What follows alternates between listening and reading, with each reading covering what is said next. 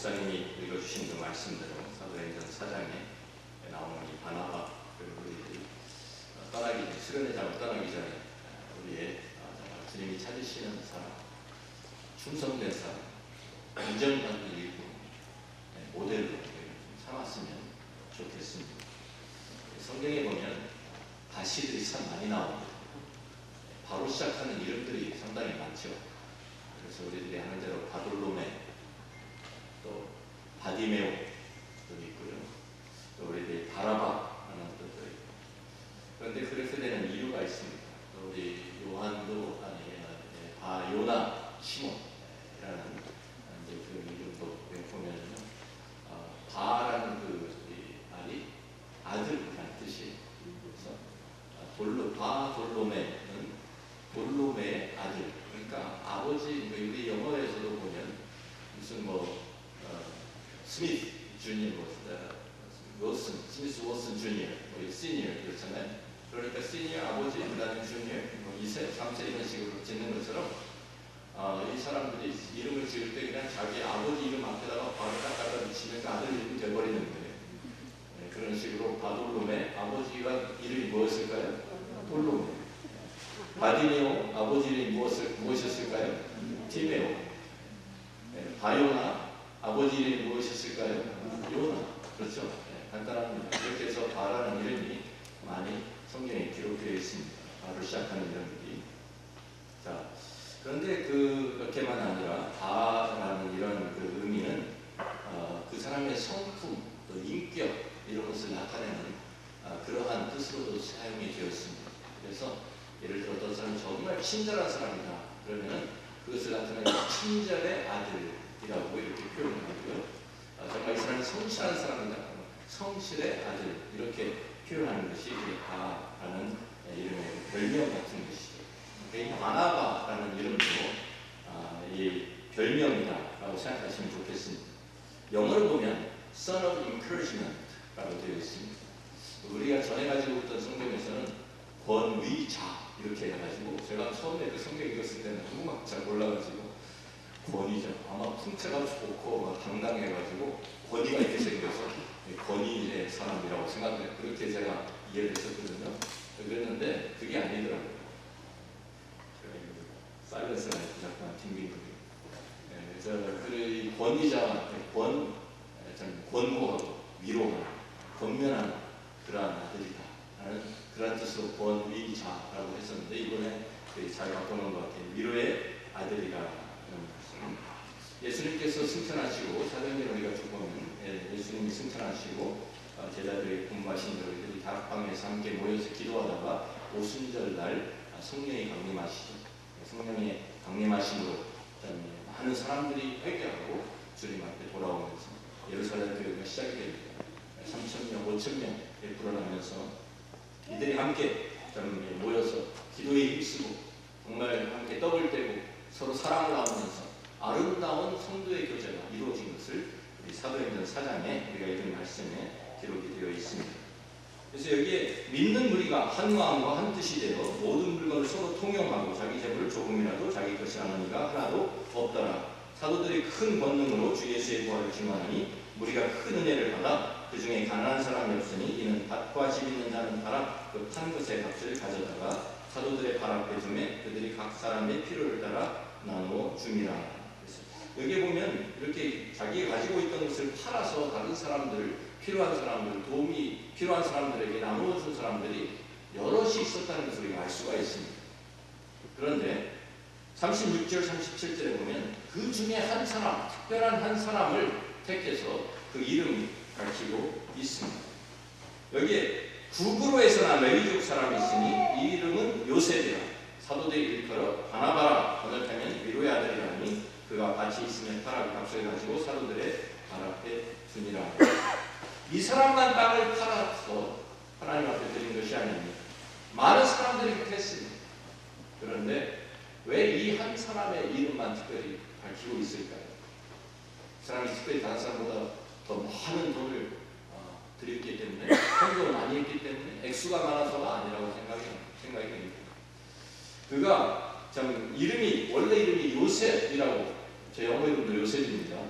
그래서 요새 성경하고 요새 보면 어떤 사람 하나도 없는 것 같아요. 그런데 그래서 아버지께서 저에게 여러분이 요셉이라고 주신 것을 제가 참 감사하게 생각하는데, 이 요셉이라는 이름이 있는데도 불구하고 성경에서는 다시는 이 요셉이라고 이름을 부르지 않고 항상 사도들이 그를 불렀던 이름 바나바라는 이 별명을 가지고 항상 성경이 그를 바나바다, 위로의 아들이다, 원면의 아들이다 라고 그렇게 계속 바나바라는 이름만 씁니다.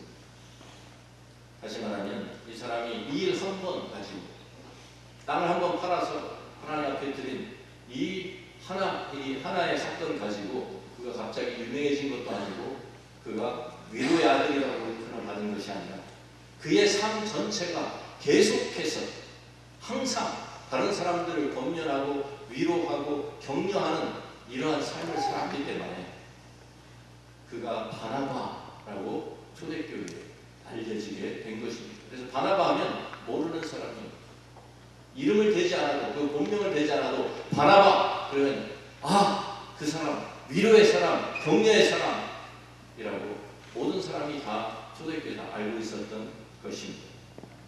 자, 이 사람은요, 생각해 보시면 사도 중에 한 사람도 아니었고 또 7 집사로 꼽힌 사람 중에 하나도 아니었습니다. 평범한 사람이었다라고 볼 수가 있습니다. 그런데 그가 예수님을 영접하고 그 은혜 가운데서 그가 성장하면서 좀 하나님께 주신 은사대로 그가 충성하면서 그 가운데 저절로 온 교회의 인정을 받게 되었던 것입니다. 그는 말로만 사람들을 격려하고 위로하는 것이 아닙니다. 우리는 많은 때 말로만 격려하고 위로하는 때가 많죠. 그런데 그는 진정한 위로가 무엇인지 알고 있었습니다. 진정한 위로가, 진정한 격려가 무엇입니까? 정말 사람들이 가장 필요한 것을 알고 그 필요를 채워주는 것이 진정한 위로와 격려가 될 것입니다. 이 사람은, 이 바나바는 그냥 말로만 사람들을 위로하는 것이 아니라 그 사람들의 정말 필요한 부분이 무엇인지 알고 파악하고 그것을 위해서 자기의 것을 드리고 함께 그 어려움에 고난에 동참하는 그러한 사람이었기 때문에 사람들이 그를 통해서 하나님의 위로와 격려를 받게 되었던 것입니다.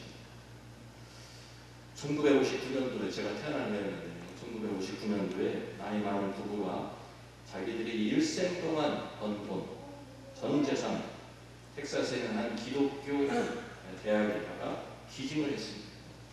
그런데 그 액수가 얼마나 되었냐면 $200 million.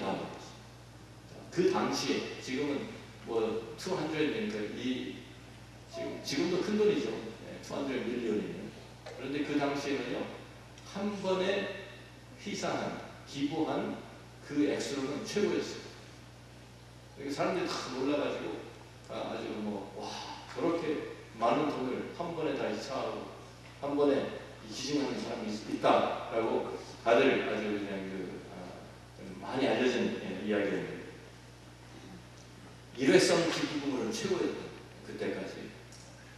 그런데 그에 반해서 감리교 창설자로 우리가 잘 알고 있는 요한 웨슬리, 이 사람은요 죽을 때 수중에 단돈 몇 푼밖에 남지 않았습니다.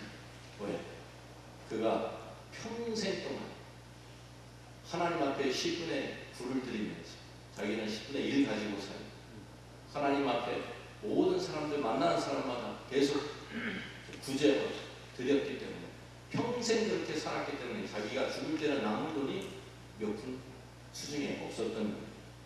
자, 하나님께서 어떤 사람을 더 기뻐하셨을까요? 평생 자기가 모든 것을 한꺼번에 기증하고 죽는 것도 귀한 일이지만 그렇게 하는 사람도 많지 않잖아요. 그렇지만 평생 동안 자기의 라이프 스타일 계속해서 다른 사람들 계속 돕고 위로하고 격려하고 이렇게 살아가는 라이프 스타일로 평생을 산 사람을 하나님께서 훨씬 더 기뻐하시지 않을까 저는 그렇게 생각을 해봅니다. 많은 때 우리들은 내 형편이 좀 더 나아지면 내가 재산을 좀 더 모으면 내 사업이 좀 더 성공하면 주님의 일을 하겠습니다. 다른 사람을 돕고 구제하겠습니다. 그런 말들을 많이 합니다. 어떤 사람 그런 사람도 왔어요. 이번에 제가 로또에 당첨되면 그러면 주님 일을 많이 하겠습니다. 목사님 기도 많이 해주십시오. 제가 맡은 일이죠. 그렇게 하는 것이 아니에요. 주님의 일은. 우리가 평생 우리들이 만난 우리 주위에 있는 사람들 그냥 한 건에 그냥 하나님 앞에 생생내겠다 이런 것이 아니에요. 하나님 원하시는 것이 아니에요. 우리가 평생 우리 주위에 있는 사람들을 계속해서 돌보면서 그들을 위로하면서 살아가는 그러한 사람이 진정으로 충성된 사람, 하나님께 인정받는 사람이 아니겠어요? 사도행전 4장에 나와 있는 이 바나바, 이 바나바를 우리들이 사도행전 우리가 오늘 설베이하는 식으로 좀 따라가 보면서 바나바가 어떻게 하나님께 헌신했고 하나님께서 어떻게 그를 사용하셨는지를 우리들 함께 살펴보면 좋겠습니다. 사도행전을 좀 펴주시고요. 자, 우리가 사도행전 우리 계속해서 우리가 찾아보는데 5장부터 9장까지 우리가 읽어보면 교회가 핍박을 받기 시작합니다. 스데반이 순교를 당하는 그러한 기록이 나와 있습니다. 믿는 사람들이 사방으로 다 흩어집니다. 박해를 피해서. 그러면서 사울은 기세가 등등해서 다메섹까지 가서 예수 믿는 사람들을 잡아오기 위해서 이 대제 사람들의 공문을 받아가지고 가다가 예수 그리스도를 만나게 되죠. 그래서 그가 회심하게 되고 완전히 변화되어서 이제는 전도자, 예수님을 증거하는 사람으로 예루살렘으로 다시 돌아오게 되었습니다. 그런데 사도행전 우리가 9장을 가서 이제 찾아봅니다. 같이 한번 읽어보겠습니다. 26절부터 31절까지 같이 읽습니다. 사울이 예루살렘 찾으셨으니까 사도행전 9장입니다. 사도행전 9장 26절 같이 읽습니다. 사울이 예루살렘에 가서 제자들을 찾으다가 아주 요나여 제자들을 유치하니 바나바가 되고 사도들에게 가서 그가 길에서 어떻게 주를 보았는지와 주께서 그에게 말씀하신 일과 다메섹에서 그가 어떻게 예수의 이름으로 강대에 만나는지를 전하니라. 사울이 제자들과 함께 있어 예루살렘에 주임하며 또 주 예수의 이름으로 강대에 말하고 헬라 가우데인과 형제하며 변론하니 그 사람들이 주요 말씀을 형제들이 알고 가이사랴로 데리고 내려가서 다소로 보내니라. 그리하여 온 유대와 갈릴리와 사마리아 교회가 평안하여 든든히 서라고 주를 경외하고 성령의 미로로 진행하여 수고가 많아지니라. 핍박자로 워낙 유명했던 사울이었기 때문에 크리스천들이 그가 소문은 들었지만 그가 정말 예수 믿는 사람이 되는지 의심이 가는 거예요. 그래서 그가 다시 예루살렘에 돌아와서 제자들과 만나서 교제하기를 원했는데 아무도 그를 받아주는 사람이 없었어요. 생각해 보십시오. 이제 이 사울은 다시 자기 옛 친구들한테 돌아갈 수 없습니다. 제사장들, 바리새인들, 이제 예수 믿었기 때문에 그 사람들과 같이 있을 수도 없고 이제는 원수지간이 된 그런 사람이 되어버린 것이죠. 그래서 이제는 믿는 사람들을 찾아서 이제는 그 사람들과 함께 교제해야 되겠다. 만나길 원하는데 아무도 믿어주질 않는 거예요. 이 사람 똑똑한 사람이니까 분명히 자기를 감추고 이렇게 우리를 속임수를 써서 우리 가운데 들어와서 우리 가운데서 우리 조직을 다 정조직을 다 파악한 후에는 한꺼번에 우리를 다 잡아들이려고 하는 것일 거야 분명히. 이 사람 절대로 만나면 안 돼. 만나지 마. 서로 아마 이렇게 서로 이야기하고 있을지도 모르겠습니다. 그랬는데 그러다가 우리 온 교회가 다 완전히 다 망할 수 있다. 아무도 상대해 주질 않는 그런 상황에서 누가 그를 위해서 나섭니까? 바나바. 그렇죠.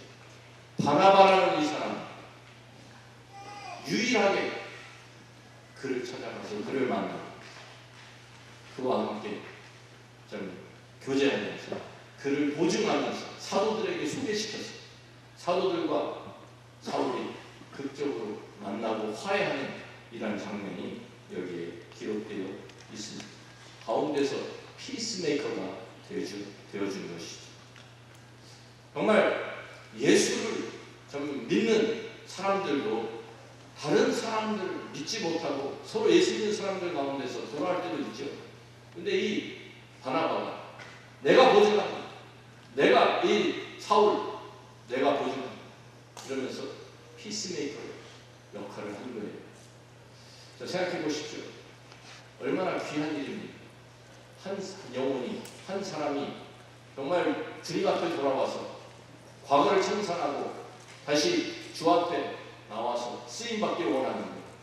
우리도 아주 유명한 아주 좀 예를 들어서 아주 깡패 망나니 짓을 하던 사람이 예수 믿고 돌아와서 교회에 왔다. 그러면 선뜻 그를 받아주겠습니다. 언제 좀 더 지켜보자. 열매를 좀 나타날 때까지 좀 보자. 이러지 않겠습니다. 그런데 바나바, 위로의 사람, 정말 가장 외롭고 어떻게 보면 아무도 친구가 없는 사울을 그가 찾아가서 그 사람을 영혼을 붙들어주고 위로하고 격려해서 세워주고 그를 교회에 소개시켜서 교회 일꾼으로 세워줄 수 있도록 그를 이끌어준 사람이 바로 바나바. 이 사람이 우리가 잘 아는 대로 이 사울이 나중에 사도 바울이 되지 않습니다. 사도 바울의 그 뒤에는 바나바가 있었다라는 사실을 우리가 기억해야 하는 것입니다. 하나님께서 또한 이 바나바를 더 크게 하나님께서 필요하신 곳에 적시적소에 하나님께 배치하셔서 사용하시는 것을 우리가 볼 수가 있습니다. 하나님 처음에는 그가 자기가 가진 물질을 가지고 하나님 앞에 쓰임을 받고 구제하는 사람으로 하나님께 사용하시는 이제는 사도들과 사울 사이 피스메이커 하나님께서 사용하십니다.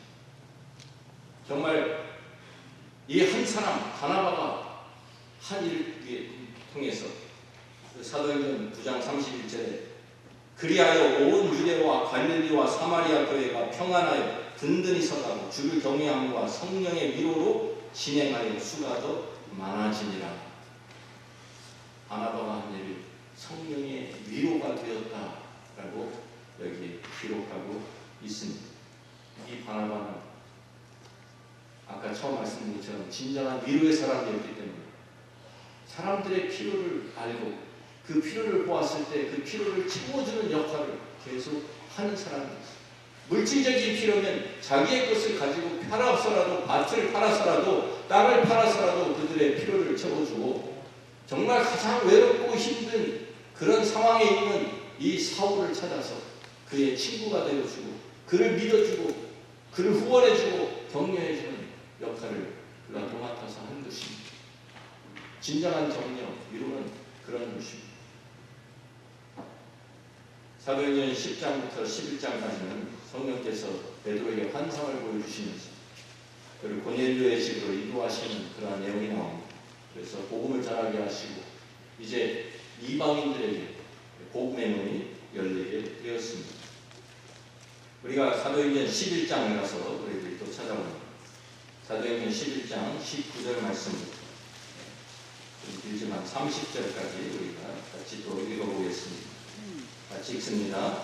그때에 스데반에게도 일어난 환난으로 말미암아 흩어진 자들이 네니게와 구브로와 안디옥까지 이르러 유대인에게만 말씀을 전하는데 그 중에 구브로와 두에네 몇 사람이 안디옥에서 헬라인에게도 말하여 주 예수를 전하니 주의 손이 그들과 함께 하시며 수많은 사람들이 믿고 주께 돌아오더라. 예루살렘 교회가 이 사람들의 소문을 듣고 바나바를 안디옥까지 보내니 그가 이르러 하나님의 의를 보고 기뻐하여 모든 사람에게 불편한 마음으로 주와 함께 머물러 있으라 하니 바나바는 착한 사람이요 성령과 믿음이 충만한 사람이라. 이에 큰 무리가 주께 구하여 오시라. 바나바가 사울을 찾아서 다소에 가서 만난 안디옥에 데리고 와서 둘이 교회에 1년간 모여있어 큰 무리를 가르쳤고 제자들이 안디옥에서 비로소 그리스도인이라 이름을 갖게 되었다.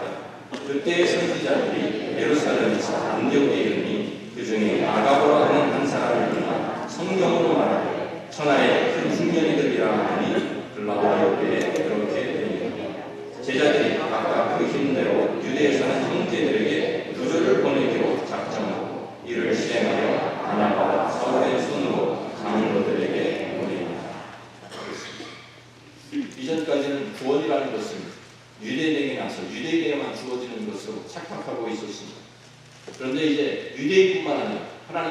역권적으로 역사하셔서 베드로를 통해 가지고 이방인에게 고넬료에게 복음을 전파하게 하시고, 그래서 이제는 이방인의 선교의 문이 열리게 된 것입니다. 그래서 제일 처음으로 안디옥이라는 곳에 이방인 교회가 세워지게 됩니다. 이 이방인의 교회, 그 교회가 세워지는 것을 그 소식을 들은 거예요. 예루살렘 교회. 예루살렘 교회에서 이방인 지역에 처음으로 교회가 세워졌다고 하는데, 이방인 교회가 세워졌다고 하는데, 이 사람들 우리가 말씀으로 가르치고 양육하고 그들을 세워줘야 되는데 누가 좋을까? 누가 적합한 사람일까? 의논을 했을 때 그들에게 떠오른 한 사람이 있었습니다. 누구였습니까? 바나바였습니다. 바나바, 우리에게 위로의 사람, 격려의 사람, 이 사람 있지 않느냐? 이 바나바를 우리가 보내자. 바나바를 안디옥으로 파송합니다. 자, 새로 시작된 교회가 가장 필요한 것이 무엇일까요? 옆에서 정말 위로하고 돌보고 격려하고 그들을 양육하면서, 특별히 하나님의 말씀으로 그들을 양육해서 영적으로 그들이 성장할 수 있도록 도와주는 것이 가장 시급한 일일 것입니다. 바나바가 가서 그들을 보면서 그 필요를 보니까 자기 힘으로만 할 수 없는 것을 깨닫고, 그가 가서 사울을, 다소에 가서 고향에 내려가 있던 사울을 찾아가서 데리고 함께 이 무리들을 1년 동안 가르쳤다라고 되어 있습니다. 지금 바나바의 행적을 우리가 성경에서 보면 처음에는 구제하는 사람으로 하나님께서 그를 사용하시고 사는 교회를 위로하십니다. 그 다음에는 피스메이커로 사용하시고, 이제는 다른 지역에 파송을 받아서 목회자로 하나님이 보내십니다. 말씀을 가르치고 교회를 세워가는 그런 목회자로 하나님께서 그 그릇이 점점 커지는 것을 우리들이 사도행전을 통해서 볼 수가 있습니다. 정말 믿음이 충만한, 여기에 있는 말씀처럼 착한 사람이여 성령과 믿음이 충만한 바나바가 가서 그 이방인들, 정말 처음 예수 믿는 사람들, 그들을 위로하고 격려하고 사울과 함께 그들을 1년 동안 하나님의 말씀으로 먹이고 가르치니까, 여기에 이 사람들이 비로소 그리스도인이라 일컬음을 받았다, 부름을 받았다라고 기록되어 있습니다. 그 전까지는요, 예수 믿는 사람들이 크리스천이라는 말로 불리질 않았던 거예요. 그동안 예루살렘 교회가 있었고 유대 지역에 많은 교회들이 있었고 예수 믿는 사람들이 많았지만 한 번도 크리스천이라고 불림을 받지 않았다. 그냥 도를 따르는 사람, 제자들, 이렇게 불려졌는데, 이 안디옥 교회에서, 이방인 교회에서 처음으로 크리스천이라는 이름이 붙었습니다. 크리스천이라는 이름의 뜻이 무엇이냐면, 무엇인지 아세요? 예수 그리스도, 그리스도께 종살이 하는 사람, 예수 그리스도의 종들, 그런 뜻이에요.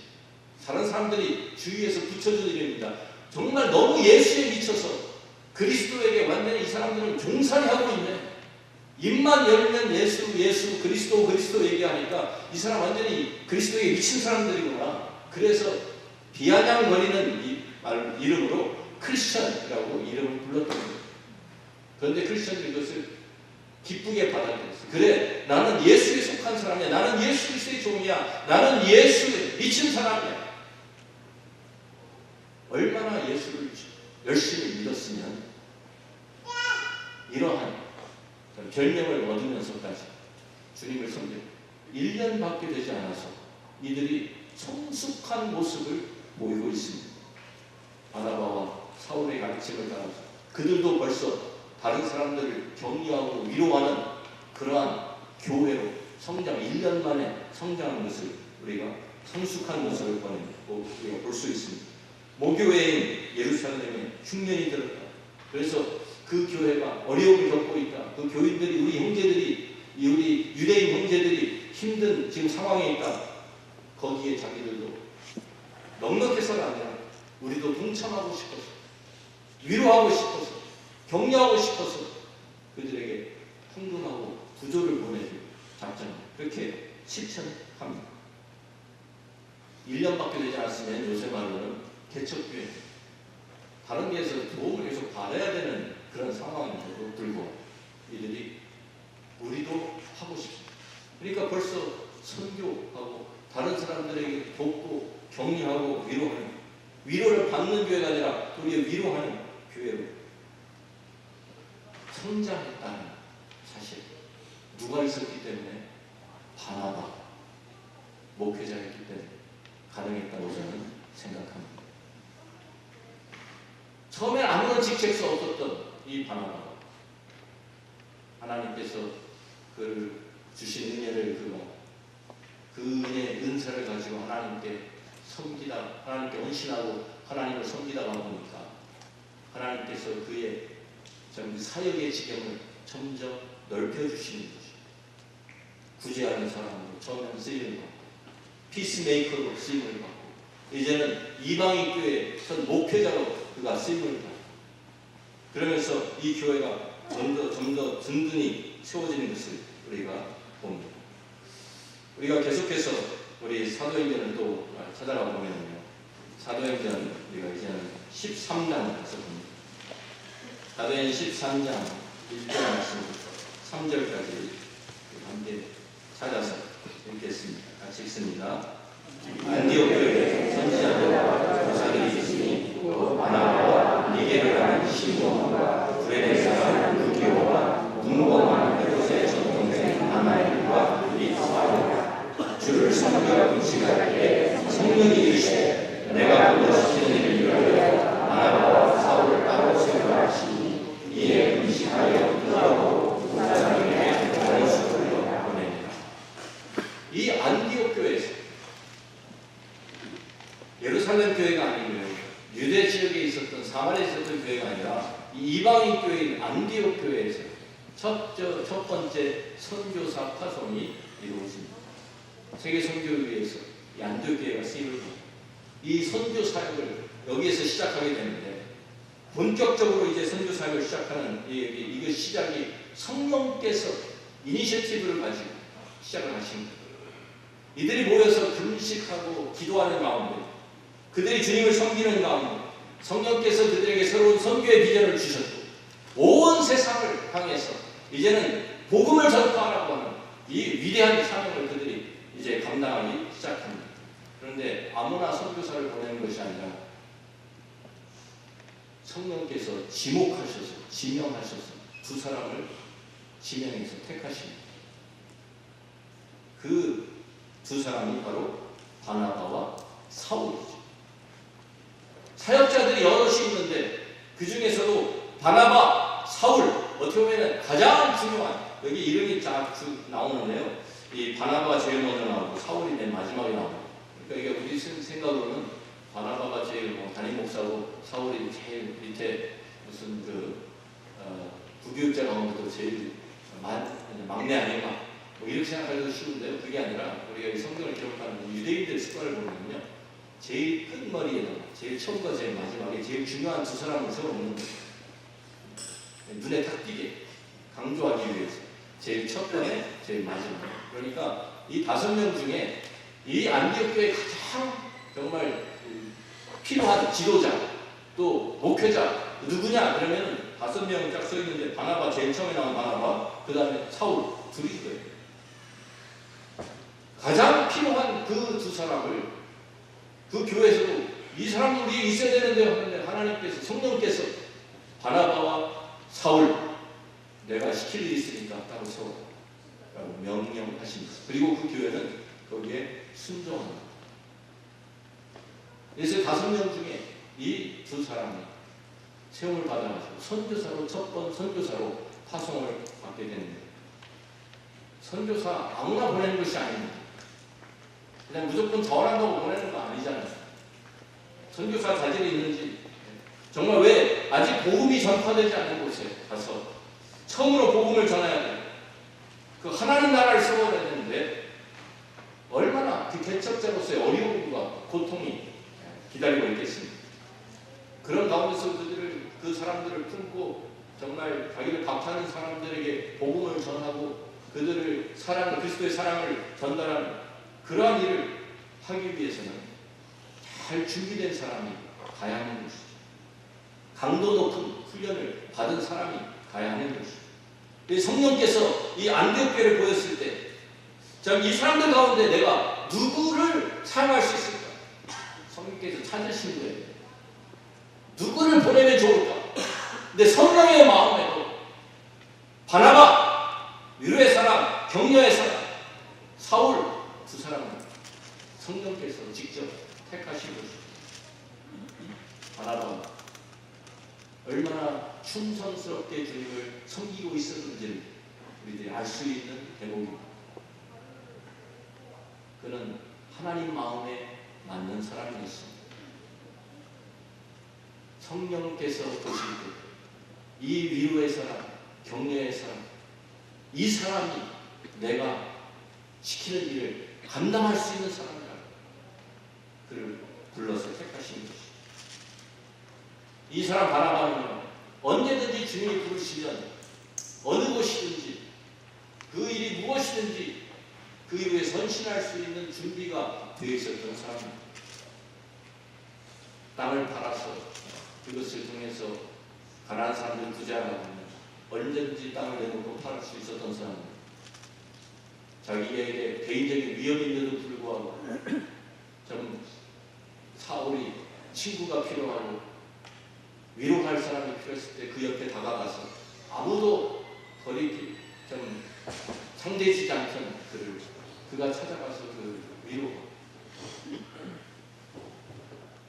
안디옥 교회가 처음 세워졌을 때 파송을 받는데 그것을 순종하고 가서 복음 하나님 말씀으로 이 교회를 세우고, 이제 성령께서 선교라는 이 큰 사명을 감당하기 위해서 그를 부르셨을 때 거기에 순종하고 또한 나선 항상 주의 명령에 충성하고 순종할 준비가 되어 있었던 사람입니다. 그래서 이 사도행전 13장부터 15장까지 바나바 또 사울의 1차 전도 여행이 기록되어 있습니다. 가는 곳마다 어려움을 겪습니다. 핍박이 있습니다. 고통이 있고 고난 가운데 복음을 전합니다. 그리고 많은 곳에 예수 믿는 사람들이 생겨나고 교회가 곳곳에 세워지게 되었습니다.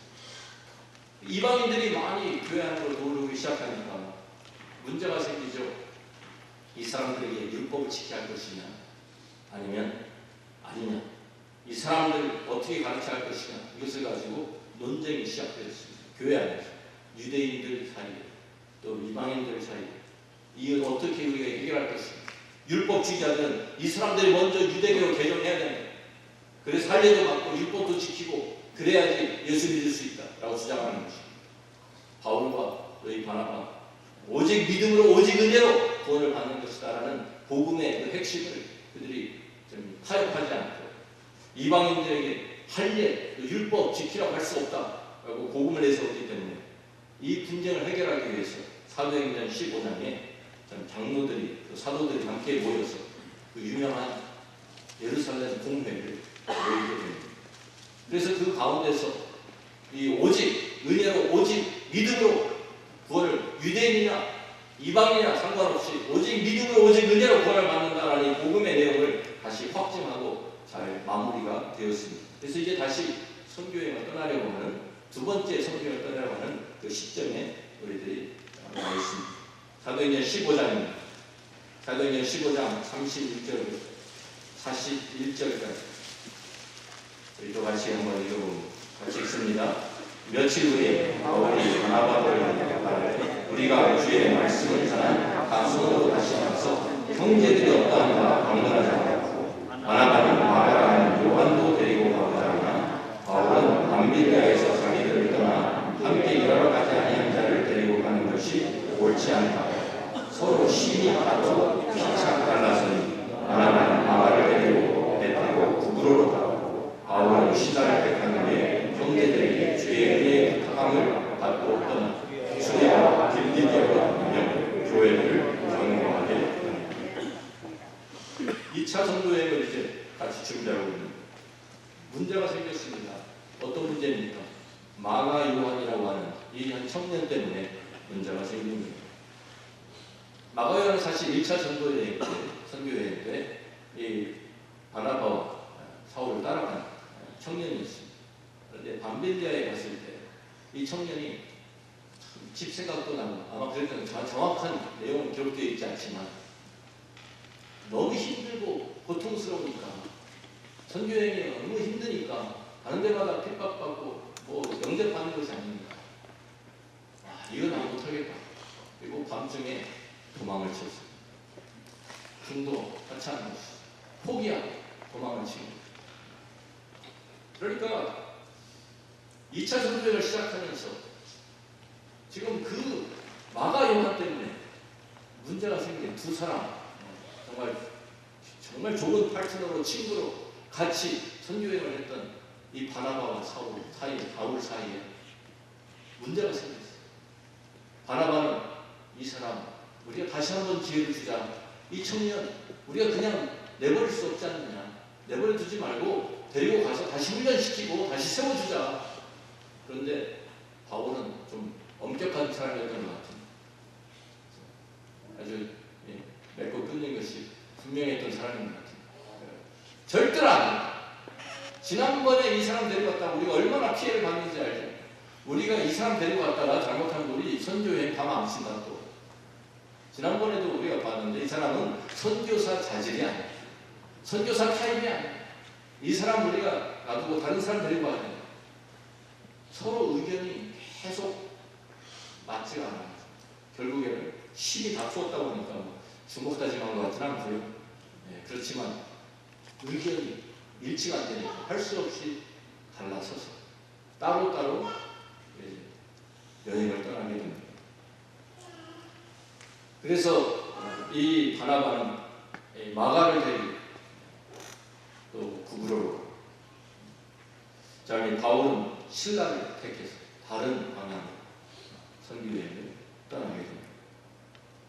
사도행전 11장부터는요, 바나바가 더 이상 사도행전에 나타나지 않습니다. 그래서 왜냐하면 사도행전을 쓴 누가가 바울을 따라갔기 때문에 바울의 행적은 계속 기록되어 있지만 바나바는 어떻게 되는지, 또 마가는 어떻게 되는지 사도행전에 나오지는 않습니다. 그래서 어떻게 되었을까 궁금하잖아요. 바나바가 마가를 데리고 갔는데 어떻게 되었을까? 사도행전에 나오지 않지만 우리가 그 결과는 우리가 알 수가 있습니다.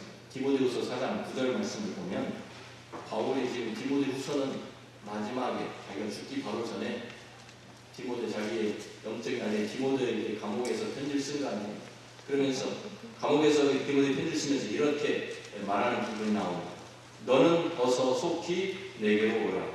대만은 이 세상을 사랑하여 나를 버리고 데살로니가로 갔고, 그레스게는 갈라디아, 디도는 달마디아로 누가만 나와 함께 있느니라. 저희 많은 사람들이 자기를 지금 외로운 상황에서, 감옥에 갇힌 상황에서 자기 떠나는 것을 쓰면서 기록하면서 얼마나 가슴이 아프고 외로웠겠습니까?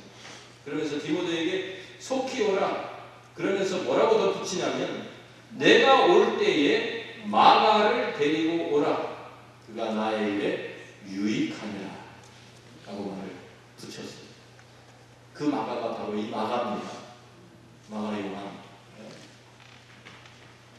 처음에 사도행전 15장에서는 이 사람은 절대로 내가 같이 일을 못하겠어, 사역을 같이 못하겠어 했던 그 마가를 가리켜서 그를 데리고 와라. 그가 다른 사람은 타고나지만 그 사람이 나를 도울 수 있는 사람이고 그 마가가 내 옆에서 나를 위로해 줄 수 있는 사람이라고. 그를 데리고 그가 나에게 유익하다라고 덧붙이고 있고요. 우리가 골로새를 보아도 마가를 영접하라는 그런 내용도 또 거기에 나와 있습니다. 그러고 보니까 나중에는 물론 화해도 됐을 뿐만 아니라 마가가 바나바를 통해서 훈련받으면서 바울이 인정할 정도로 훌륭한 일꾼으로 그가 새롭게 거듭난 것을 우리들이 알 수 있는 것이죠. 정말 이 바나바가 한 일을 보면 그는 스포트라이트를 받는 것을 중요하게 생각하지 않는 것 같아요. 그가 선교여행 중에서도 리더십이 바울로 바뀔 때도 기꺼이 그 리더십을 이양해주고 2차 선교여행 떠나는데 그 가운데서도 바울을 좀 보내면서 자기는 그 바울은 계속 선교를 통해서 지역에서 계속 좀 그 많은 일을 감당하는데 어떻게 보면 뒷전으로 밀려오죠. 아무런 성경의 사도행전에서 나타나지도 않고 스포트라이트도 못 받고 그럼에도 불구하고 한 사람 한 영혼 귀한 것을 알았기 때문에 그 마가를 포기하지 않고 그 마가를 붙들고 그를 제자를 훈련시키고 그를 격려하고 위로하면서 그를 온 교회 사도 바울뿐만 아니라 온 교회에 유익한 인물로 세워주었던 것입니다. 정말 위로의 사람, 격려의 사람이 아니겠습니까? 이 마가가 바로 마가복음을 기록한 그 마가입니다. 위대한 사도 바울의 눈에도 나고자 같이 보였던 쓸모없는 사람으로 보였던 그 마가 바나바가 데리고 기도하고 위로하고 격려하면서 새롭게 회복시켜서 다시 하나님의 사역에 쓰임받을 수 있도록 도운 것이 얼마나 귀하고 아름다운 일인지 모르겠습니다. 아멘. 자기가 가진 모든 것 하나님께서 원하시는 그곳에 바나바는 그것이 참 얼마나 그 사역이 크냐 적으냐 이것을 떠나서 하나님이 자기를 쓰시고자 하는 곳에 필요한 곳에 자기의 삶을 드리는 바나바의 모습. 정말 충성된 사람, 정말 하나님이 인정하시는 하나님이 찾으시는 일꾼이 아니겠습니까? 우리는 바나바를 통해서 정말 우리가 그냥 충성된 사람은 이렇게 머리로만 생각하는 게 실제로 이렇게 하나님 앞에 헌신하고 쓰임받은 사람이 있구나 성경에 찾아볼 수 있는 거예요. 이 바나바와 같은 사람이 교회에 많아지면 그 교회는 아름다운 교회가 될 것입니다. 이 바나바 같은 사람이 많아지면 그 교회는 건강한 교회가 될 것입니다. 이 바나바 같은 사람이 많아지면 그 교회는 하나님이 인정하시는 교회가 될 것입니다. 하나님이 찾으시는 교회가 하나님이 찾으시는 사람이 바로 이 바나바와 같은 사람이 아니겠습니까?